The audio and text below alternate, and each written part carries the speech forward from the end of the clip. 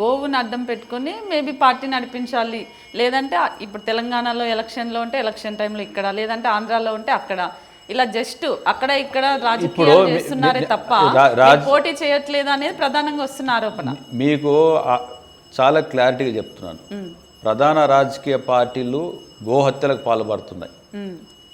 Congress, TRS, BJP, YSR Congress, ఉభయ తెలుగు రాష్ట్రాల్లో ప్రధాన రాజకీయ పార్టీలు ఇటు తెలంగాణలో బీఆర్ఎస్, కాంగ్రెస్, బీజేపీ, అటు ఆంధ్రప్రదేశ్లో YSR Congress party, next Telugu Desam party, ఈ మధ్యన జనసేన పార్టీ కూడా ఉన్నారు.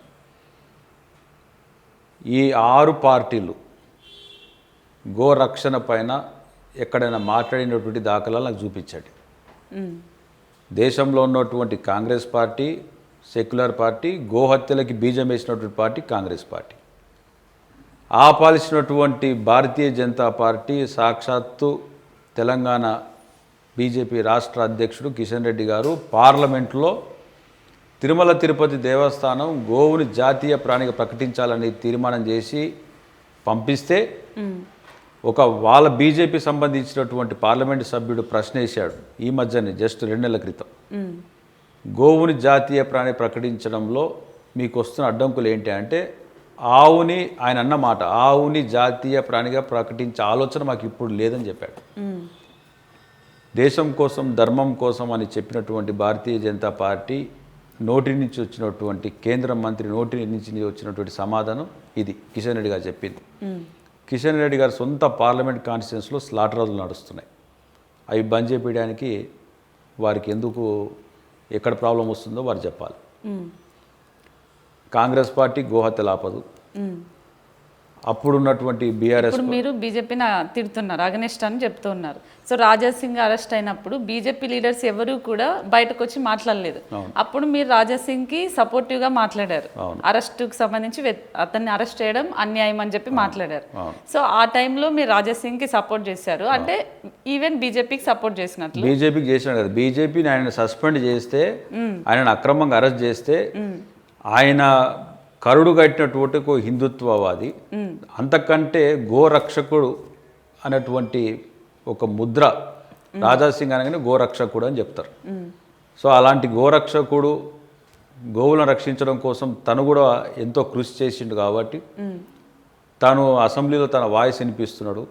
మరి అది ఎంతోమంది హిందువుల మనోభావాలను దెబ్బతీసే వ్యక్తికి అన్యాయం జరిగింది కాబట్టి నేను పార్టీలకు సంబంధం లేకుండా ఒక ధర్మం కోసం పనిచేస్తున్నటువంటి దానిలో హిందుత్వం కోసం పాటుపడుతున్నటువంటి రాజాసింగ్, అదేవిధంగా గోరక్షణ కోసం ఎంతో కృషి చేసినటువంటి వ్యక్తికి అండగా నిలవాల్సిన అవసరం ఉందని ఇందిరా పార్క్ దగ్గర నేను పర్మిషన్ తీసుకొని వారి వ్యక్తిగతంగా వాళ్ళ పార్టీకి సంబంధం లేదని ఆయనే చాలాసార్లు సందర్భం చెప్పిండు.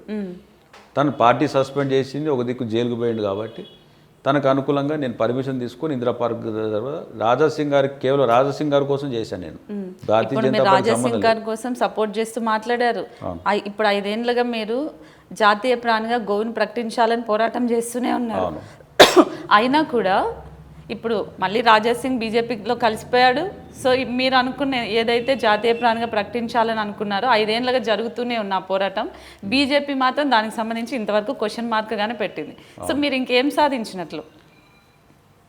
ఈరోజు ఎన్నో గోశాలలో ఎన్నో గోవులు ఈరోజు రక్షించి సంరక్షించబడ్డాయి. దేశవ్యాప్తంగా ఈ సబ్జెక్టు పార్లమెంట్లో క్వశ్చన్ చేసుకున్నంత పరిస్థితి వచ్చింది. ఎప్పుడు కూడా పార్లమెంట్లో గోవుని జాతీయ ప్రాణి ప్రకటించని క్వశ్చన్ రాలే. ఇవన్నీ కూడా మేము సాధించినటువంటి విజయాలు అనుకుంటాం. ఈరోజు గోమాత కోసం ఒక పార్టీ స్థాపించినందుకే మీరు ఈరోజు వచ్చి ఇంటర్వ్యూ చేసేటువంటి పరిస్థితి ఏర్పడ్డది. మీరు గతంలో వివిధ ఛానల్స్ పనిచేసినప్పుడు కూడా గోమాత గురించి నన్ను ఎన్నోసార్లు ఇంటర్వ్యూ చేశాను. ప్రజల్లో ఒక చైతన్యం కలిగించడం, హిందువులు జాగృతి కావడం, అందరూ కూడా గోరక్షణ కోసం ముందుకు రావాలని ఫైట్ చేసుకుంటూ ముందుకు పోతున్నాం. ఖచ్చితంగా దీనికి రిజల్ట్ వస్తున్నటువంటి పూర్తి విశ్వాసంతోనే పనిచేస్తున్నాం. దీని వెనుక ఒక పెద్ద మాఫియా ప్రపంచం ఉన్నది. ఇంపోర్ట్ ఎక్స్పోర్ట్ బిజినెస్ జరుగుతున్నది. పెద్ద పెద్ద దళారీ వ్యవస్థ ఉన్నది. ఎందుకంటే ఆల్రెడీ గోమాతకు చట్టాలు ఉన్నాయి. ఆ చట్టాలన్నీ కఠినంగా అమలు చేయాల్సిన బాధ్యత కేంద్ర రాష్ట్ర ప్రభుత్వాలు.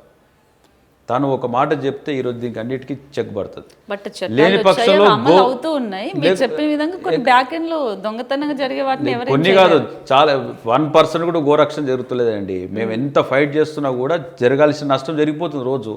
మేము చేస్తున్నది ఒక 1-2% మేము రెస్క్యూ చేస్తున్నది. తెలిస్తే మీ కానూన్ ప్రకారం పని చేయగలుగుతాం. కానూన్ చట్టాన్ని మన చేతిలో తీసుకోలేం. న్యాయ వ్యవస్థ ఇవన్నీ కూడా ఈరోజు ఎక్కడికక్కడికి మన అడ్మినిస్ట్రేషన్ ప్రతి దగ్గర లా అండ్ ఆర్డర్ ఈ రెండు ఉంటాయి. అది ఆర్డర్లో ఉండాలంటే చట్టబద్ధతంగా చట్టపరంగా జరగాలి. సంబంధించి చట్టాలు ఉన్నాయి ఆల్రెడీ. మీరు చెప్పిన విధంగా గోవధ నిషేధ చట్టాలు కఠినంగా అమలు జరుగుతలేదు. ప్రజలకు ఏం చేస్తారు? అది ఫస్ట్ గోవు బ్రతికితే మనిషి బతుకుతాడండి. గోవు లేకపోతే మనిషే ఉండడు. మేబీ అదే ఇక్కడ మన పూర్వం మన తాత ముత్తాతలు ఎప్పుడన్నా హైదరాబాద్కి హాస్పిటల్కి వచ్చిరా అండి? ఈరోజు మనం ఎందుకు హాస్పిటల్ గురుపుతున్నాం? వాళ్ళు గో ఆధారితమైన జీవితాన్ని బ్రతికిండ్రు. వాళ్ళు గోవులను పక్కన పెట్టుకొని వాళ్ళ జీవన విధానం సాగించారు. ఈరోజు మనం తుమ్మినా దగ్గినా హాస్పిటల్ అడ్మిట్ అవుతున్నాం. హాస్పిటల్ అడ్మిట్ అయినాక బాడీ బయటకు వస్తున్నది, అర్థమైందా? లేకపోతే లక్షల రూపాయలు వాడు దోచుకొని తింటున్నాడు. వీటన్నిటికీ చెక్ పెట్టేది ఒక గోమాతనే.